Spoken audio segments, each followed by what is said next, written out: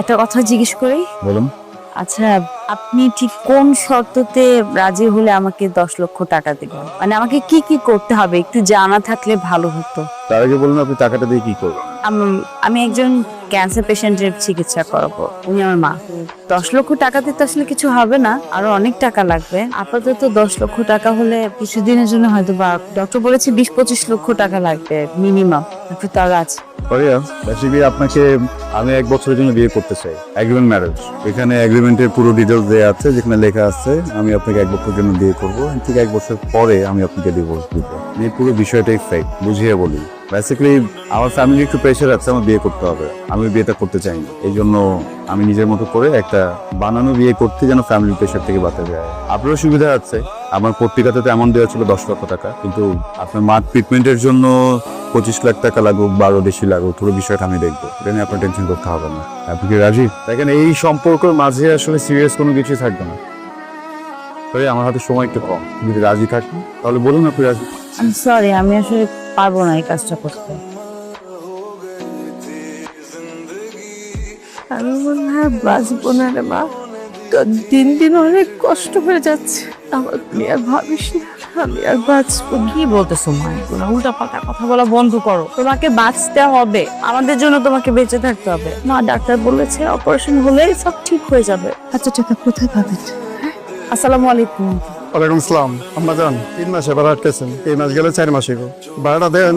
Uncle, আসলে ঝামেলার মধ্যে আছে তো আঙ্কেল, দিয়ে দিব আঙ্কেল। দিচ্ছি করে তো দিচ্ছেন না। টাকাটা দেন, আমার একটু উপকার হইব। বুঝতেছি তো আঙ্কেল। আসলে আঙ্কেল, আপনি তো জানেনই আমাদের অবস্থা এখন একটু বেশ ঝামেলার মধ্যে আছে। মায়ের অবস্থা আসলে আমি সেটা জানি।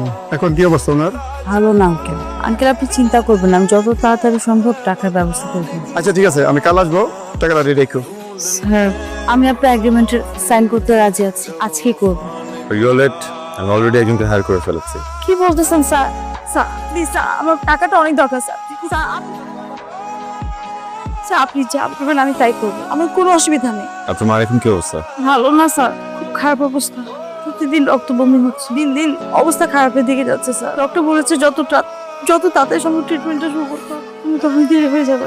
অলরাইট, এই বিষয়টা আমি দেখছি। সরি, আমার গার্লফ্রেন্ডের নাম নীরা, ও দেশের বাইরে থাকে। বিশেষ একটা কারণে এই মুহূর্তে ও চাইলেও দেশে আসতে পারবে না। এদিকে আমার ফ্যামিলি আমাকে খুব প্রেশার দিচ্ছে আমি যেন বিয়ে করে ফেলি। সো আপনার সাথে এগ্রিমেন্টে বিয়েটা করছি এই জন্য যেন তাদেরকে একটু থামানো যায়। Let me explain. আমি আমার বাসায় গিয়ে মা বাবাকে বলবো যে আমি আপনাকে অনেক ভালোবাসি, আমাদের অনেকদিনের সম্পর্ক, and আমি আপনাকে বিয়ে করতে চাই। এই কথা বললে হয়তোবা আপনার ফ্যামিলির সাথে মিট করতে চাবে। সো বেটার হয় যদি বলি আপনি এতিমখানায় বড় হয়েছেন, আপনার ফ্যামিলিতে কেউ নেই। নীলার বাবাকে কথা দেওয়ার আগে রিহানের সাথে একটু কথা বলা দরকার ছিল না? আচ্ছা, সবকিছু নিয়ে রিহানের সাথে কথা বলতে হবে কেন?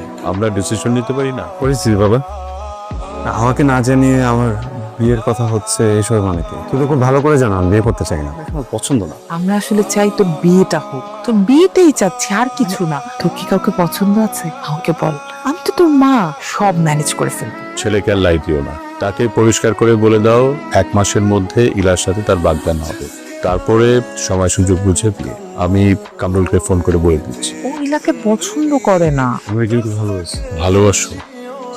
ঠিক আছে, 1 মাসের মধ্যে তোমাকে বিয়ের কাজটা শেষ করতে হবে। Sir 25 minute. রাস্তা কি কেমন গেছিলে তুমি এতক্ষণ? তোমার কাছে টাইমের ভ্যালু নাই, আমার কাছে আছে। সরি, আর হবে না। আমার না আসলে মাথাটা একদম ঠিক নেই, খুব টেনশনে আছে। তোমাকে ফ্যামিলির সামনে নিয়ে যাবো, আমি পুরো বিষয়টা নিয়ে অনেক বেশি নার্ভাস। তারা যদি বুঝে ফেলে কোনোভাবে, কি হবে, কোনো আইডিয়া আছে তোমার? জি স্যার। আমার মা বা বাবা কেউ যেন কোনোভাবে কোনো কিছু আঁচ না করতে পারে। জি স্যার। তারা কিন্তু জানো তুমি এতিম। Okay sir. কি রে, এ কি তোর গার্লফ্রেন্ড? গার্লফ্রেন্ড ছিল, এখন বউ। বউ মানে কি? তুই একা একা বিয়ে করে ফেলছিস? রিহানের বাবা, এই দেখো তোমার ছেলে তোমার কথা রেখেছে। বাবা, কি নাম তোমার? আমার নাম ফারিয়া। বাসায় কে কে আছে?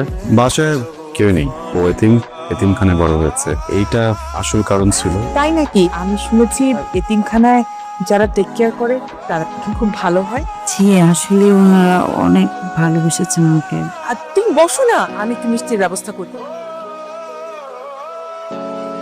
তোমরা কবে হানিমুনে যাবে ঠিক করেছো কিছু? রিহান তো বললো সিঙ্গাপুর নিয়ে যাবে তোমাকে। এত দেশ, সুন্দর সুন্দর দেশ থাকতে ওর সিঙ্গাপুর পছন্দ হলো কেন? তোমার কি কোনো দেশ পছন্দ আছে? না মা, এরকম কিছু নাই। ও যেখানে যেতে চাইবে। হ্যাঁ বল। কি হয়েছে? কি হয়েছে? কোনো সমস্যা?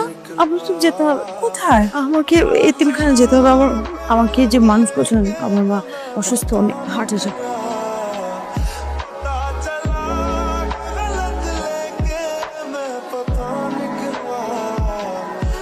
সরি, আমি খুবই সরি।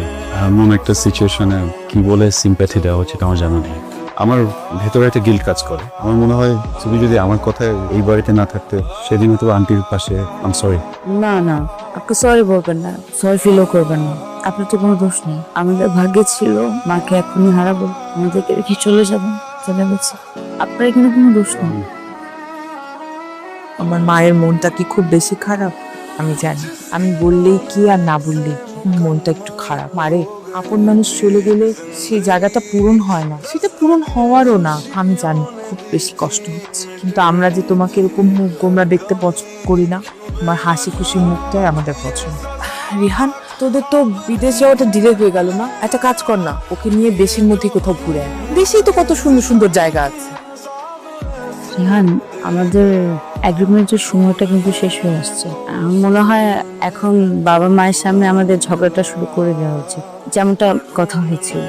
ও আরেকটা কথা, এটা অবশ্য আমার আগেই দেওয়ার কথা ছিল। এগুলো কি? আপনার টাকা, টাকাগুলো তো আপনার। যার জন্য টাকাগুলো নিয়েছে মানুষটাই তো আমি। একটা প্রশ্ন করবো ফারিয়া, আমি মানুষ হিসেবে কেমন?